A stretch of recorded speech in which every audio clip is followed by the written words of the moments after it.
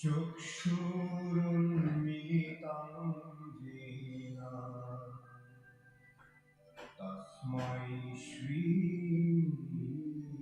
गुरवे नमः।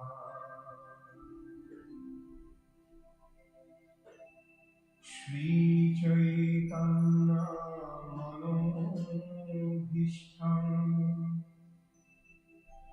स्थापितं येन भूतले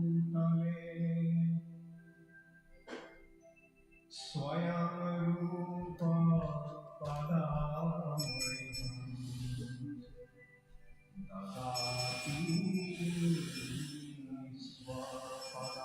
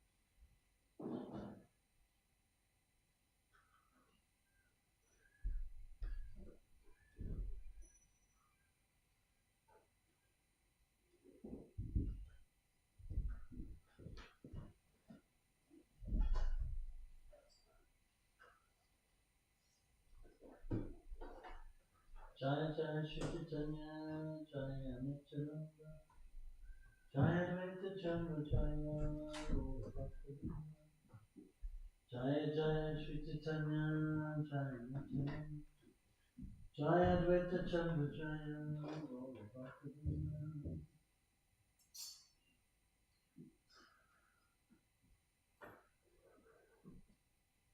When the personal associates of Sri Chaitanya Mahaprabhu would hear of the activities of Rupa and Sanatana Goswamis, they would say, "What is wonderful for a person who has been granted the Lord's mercy." Purport.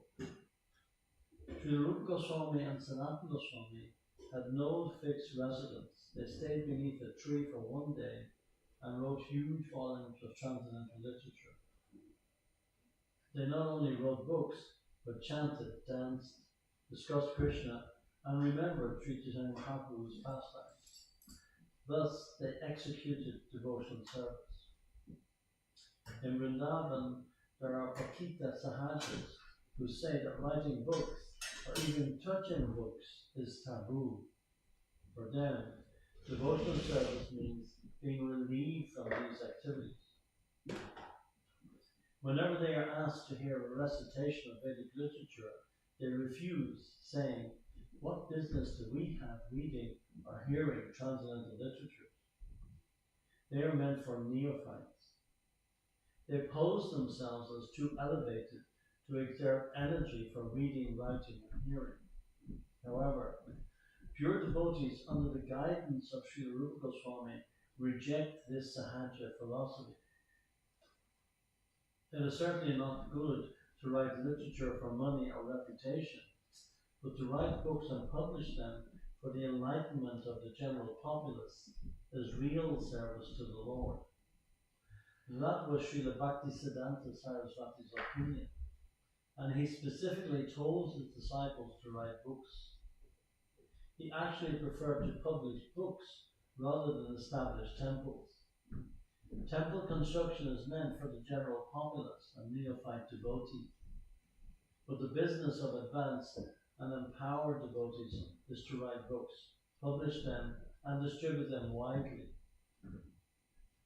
According to Bhaktisiddhanta Saraswati Thakur, Distributing literature is like playing on a great mridanga.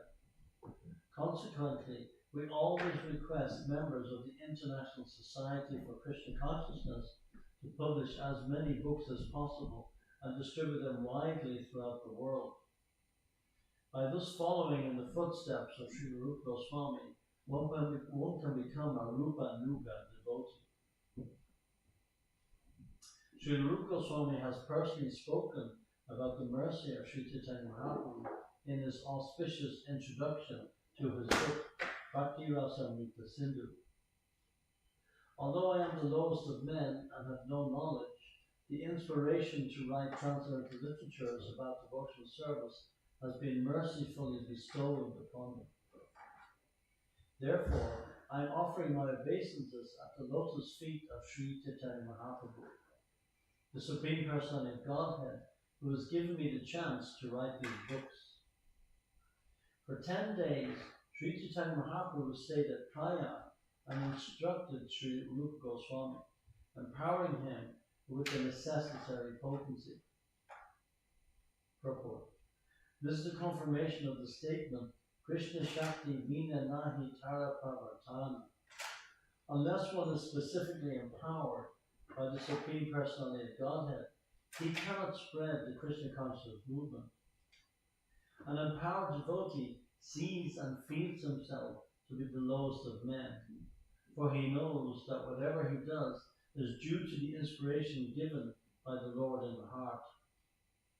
This is confirmed by Lord Krishna in Bhagavad Gita 10.10. Tesham satata yuktanam bhajatam pritikovakam. Dadami buddhi yogantam jenamam vayantite. To those who are constantly devoted to serving me with love, I give the understanding by which they can come to me. To be empowered by the Supreme Personality of Godhead, one has to qualify himself. This means that one must engage 24 hours daily in the loving devotional service of the Lord. The material position of a devotee doesn't matter, because devotional service is not dependent on material considerations. In his earlier life, Sri Rupa Goswami was a government officer and grihastha. He was not even a brahmachari or a sannyasi. He associated with malechas and yavanas, but because he was always eager to serve, he was a qualified recipient of the Lord's mercy. A sincere devotee can therefore be empowered by the Lord regardless of his situation. In the preceding verse from Bhakti Rasamrita Sindhu, Sri Rupa Goswami has described how he was personally empowered by the Lord. He further states in Bhakti Rasamrita Sindhu, a person acting in the service of Krishna with his body, mind and words is a liberated person even in the material world, although he may be engaged in many so-called material activities. To keep oneself free from material contamination and attain the Lord's favor, one must be sincerely eager to render service to the Lord. This is the only qualification necessary. As soon as one is favored by the mercy of the spiritual master and the Lord, one is immediately given all the power necessary to write books and propagate the Krishna consciousness movement without being hampered by material considerations. Sri Chaitanya Mahaprabhu said, "My dear Rupa, please listen to me. It is not possible to describe devotional service completely. Therefore, I am just trying to give you a synopsis of the symptoms of devotional service. The ocean of the transcendental metals of devotional service is so big that no one can estimate its length and breadth. However, just to help you taste it, I am describing but one drop. In this universe, there are limitless living entities, 8,400,000 species, and all are wandering within this universe. Purport. This is a challenge to so-called scientists and philosophers who presume that there are living entities on this planet only. So-called scientists are going to the moon, and they say that there is no life there. This does not tally with Sri Chaitanya Mahaprabhu's version. He states that everywhere within the universe there are unlimited numbers of living entities in the 8,400,000 different forms. In Bhagavad Gita 2.24, we find that the living entities are sarvagata, which means that they can go anywhere. This indicates that there are living entities everywhere. They exist on land, in water, in air, in fire, and in ether. Thus, there are living entities in all types of material elements. Since the entire material universe is composed of 5 elements, earth, water, fire, air, and ether, why should there be living entities on one planet and not others?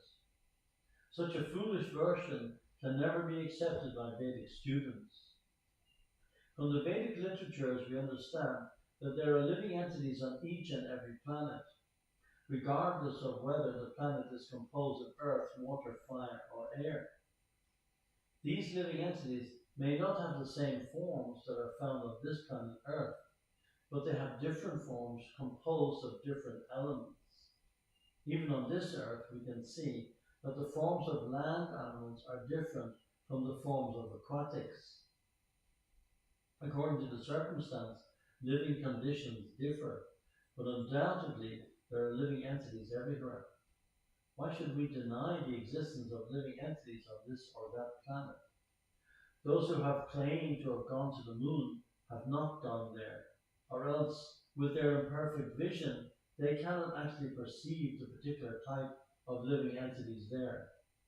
The living entities are described as ananta, or unlimited. Nonetheless, they are said to belong to 8,400,000 species. As stated in the Vishnu Purana, there are 900,000 species living in water. There are 2 million non-moving living entities, stavara, such as trees and plants. There are also 1,100,000 species of insects and reptiles. And there are 1 million species of birds. As far as quadrupeds are concerned, there are 3 million varieties, and there are 400,000 human species. Some of these species may exist on one planet and not on another, but in any case, within all the planets of the universe, and even in the sun, there are living entities. This is the verdict of the Vedic literatures. As Bhagavad Gita 2.20 confirms, Rajayate Mrite Vakadachtin, Nayam Bhutva Bhavita Nava Bhuya, Ajonati Shashvato Yam Purano Anyate Hanyamane Sharnive. For the soul, there is neither birth nor death at any time. He has not come into being, does not come into being, and will not come into being. He is unborn, eternal, ever-existing, and primeval. He is not slain when the body is slain. Since the living entities are never annihilated, they simply transmigrate from one life form to another. Thus, there is an evolution of forms according to the degree of developed consciousness. One experiences different degrees of consciousness in different forms. A dog's consciousness is different from a man's. Even within a species, we find that a father's consciousness is different from his son's, and that a child's consciousness is different from a youth. Just as we find different forms, we find different states of consciousness. When we see different states of consciousness, we may take it for granted that the bodies are different. In other words, different types of bodies depend on different states of consciousness.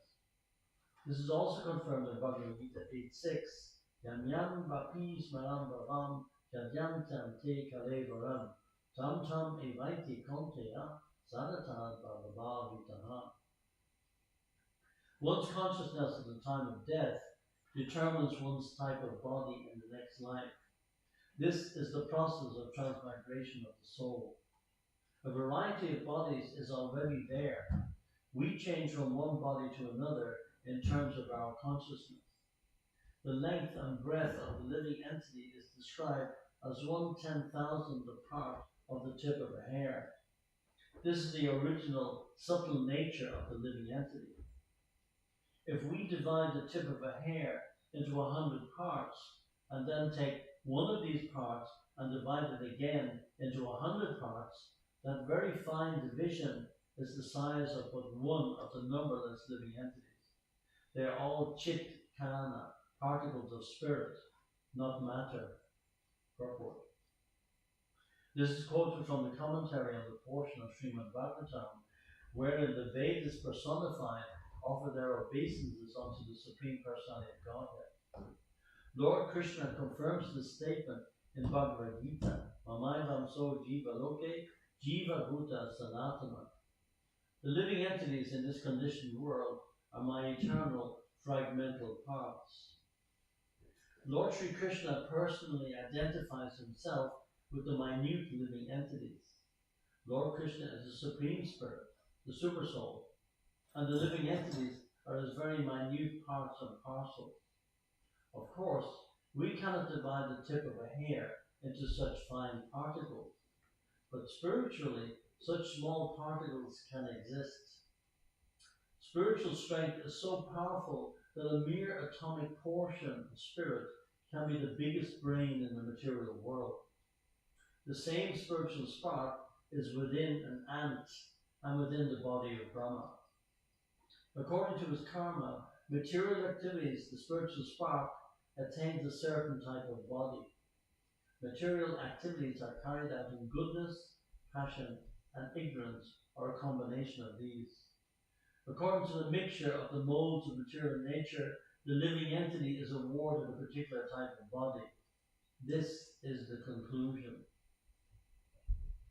If we divide the tip of a hair into 100 parts, and then take one part and divide this into another 100 parts, that 10,000 part is the dimension of the living entity.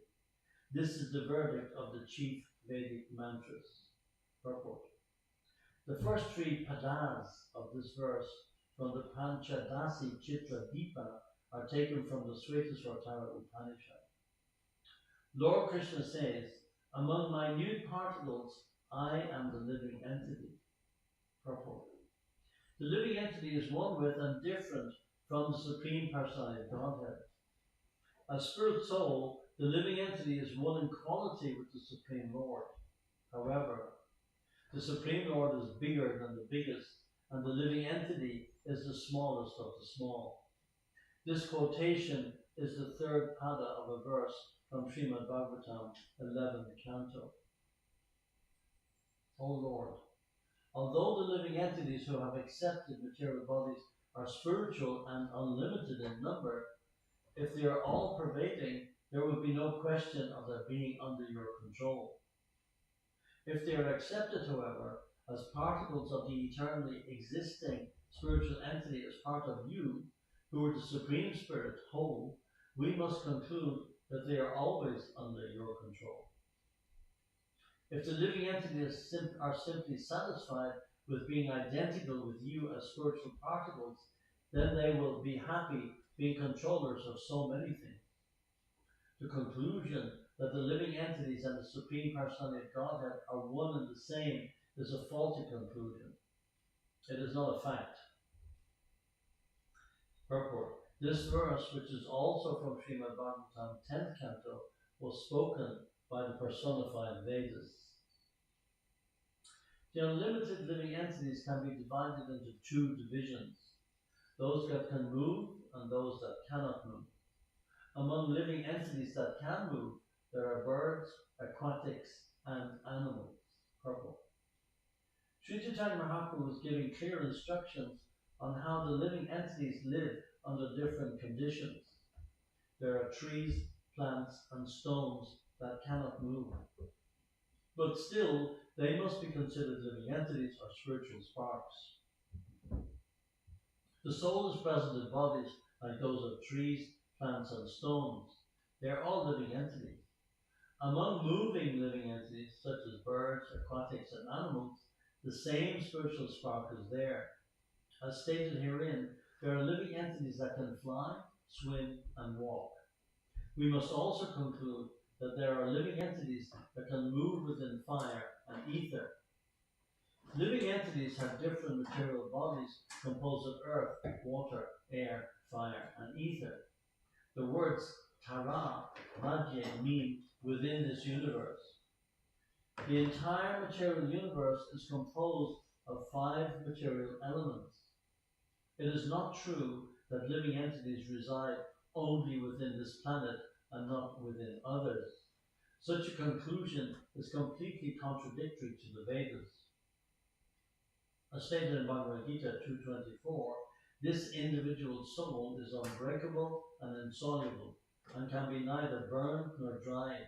He is everlasting, present everywhere, unchangeable, immovable, and eternally the same. The soul has nothing to do with the material elements. Any material element can be cut to pieces, especially earth. As far as the living entity is concerned, however, he can be neither burned nor cut into pieces. He can therefore live within fire. We can conclude that there are also living entities within the sun. Why should living entities be denied this planet or that planet? According to the Vedas, the living entities can live anywhere and everywhere, on land, in water, in air, and in fire. Whatever the condition, the living entity is unchangeable, standard. From the statement of Sri Chaitanya Mahaprabhu and the Bhagavad Gita, we are to conclude that living entities exist everywhere throughout the universe.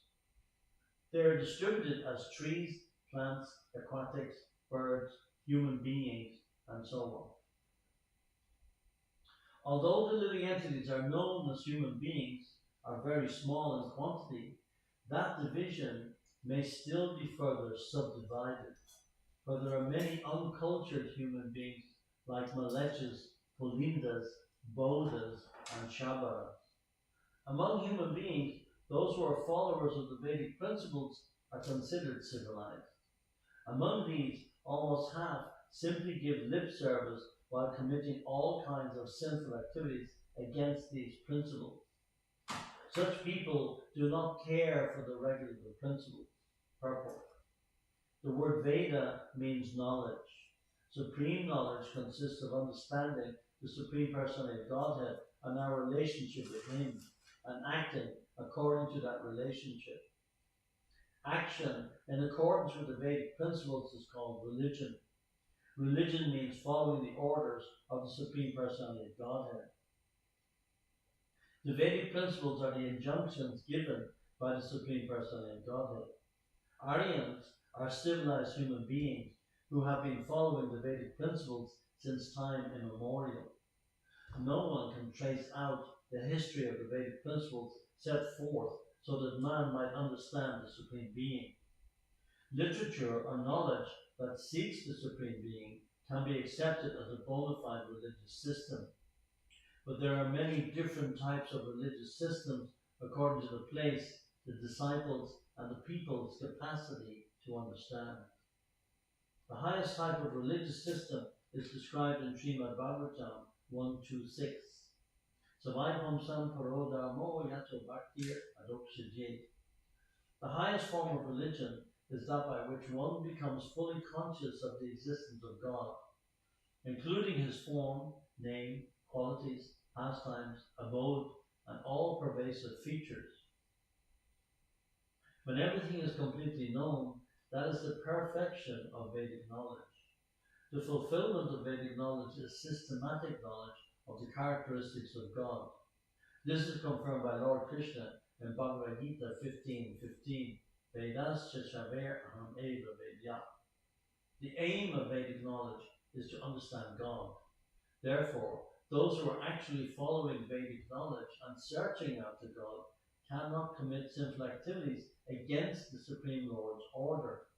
However, in this age of Kali, although men profess to belong to so many different kinds of religions, most of them commit sinful activities against the orders of the Vedic scriptures. Sri Chaitanya Mahaprabhu therefore says herein, Veda Nishida Papakari, Dharma Nahi Gani. In this age, men may profess a religion, but they actually do not follow the principle. Instead, they commit all kinds of sins. Among the followers of Vedic knowledge, most are following the process of fruitive activity and distinguishing between good and bad work. Out of many such sincere fruitive actors, there may be one who is actually wise. Purport. Srila Bhaktisiddhanta Sarasvati Thakur states that the word karma nishta refers to one who aspires to enjoy the results of his good work and pious activity. Some followers of Vedic principles offer everything to the absolute truth and do not aspire to enjoy the results of their pious actions. These are also considered among the karma nishtas. Sometimes we see pious men earn money with great hardship and then spend the money for some pious cause by opening public charities, schools, and hospitals. Whether one earns money for himself or for the public benefit, he is called a karma nishta. Out of millions of karma nishtas, there may be one who is wise. Those who try to avoid fruitive activity and who become silent in order to merge into the spiritual existence of the absolute truth are generally known as jnanis, wise men. They are not interested in fruitive activity, but in merging into the Supreme. In either case, both the karma nishtas and the jnanis are interested in personal benefit. The karmis are directly interested in personal benefit within the material world, and the jnanis are interested in merging into the existence of the Supreme. The jnanis maintain that fruitive activity is imperfect. For them, perfection is the cessation of work and the merging into the Supreme existence. That is their goal in life. The jnani wants to extinguish the distinction between knowledge, the knower, and the aim of knowledge. This philosophy is called monism or oneness and is characterized by spiritual silence. Out of many millions of such wise men, one may actually become liberated, mukta. And out of many millions of such liberated persons, a pure devotee of Lord Krishna is very difficult to find. Purport. In Srimad Bhagavatam 10th canto, it is said that due to their poor fund of knowledge, the jnanis are not actually liberated. They simply think that they are liberated. The perfection of knowledge culminates when one comes to the platform of knowing the Supreme Personality of Godhead. Rameti Paramameti Bhagavaniti Sajjate. The absolute truth, Satya Vastu, is described as Brahman, Paramatma, and Bhagavan. Knowledge of the impersonal Brahman and the Supersoul is imperfect until one comes to the platform of knowing the Supreme Personality of Godhead. It is therefore clearly said in this verse, Koti Mukta Madhya Durlabha Eta Krishna Bhakta. Those who search after the knowledge of the impersonal Brahman or localized Paramatma are certainly accepted as liberated. But due to their imperfect knowledge, they are described in Srimad Bhagavatam as Vimukta Maninam. Since their knowledge is imperfect, their conception of liberation is also imperfect. Perfect knowledge is possible when one knows the Supreme Personality of Godhead. This is supported by Lord Krishna in Bhagavad Gita 5.29. Bhaktaram yaditapasyam sarvaloka maheshwaram suridam sarvabhutanam natramam shantamrichati. A person in full consciousness of me, knowing me to be the ultimate beneficiary of all sacrifices and austerities, the Supreme Lord of all planets and demigods, and the benefactor and well-wisher of all living entities, attains peace from the pangs of material miseries. Research is going on for the karmis, jnanis, and yogis, but until the search is complete, no one can attain peace. Therefore, the Bhagavad Gita says, Natramam Shantam Vichati. One can actually attain peace when he knows Krishna. This is described in the next verse. Sri Chaitanya Charitamrita Ki Sri Chaitanya Charitamrita Ki Sri Prabhupada Ki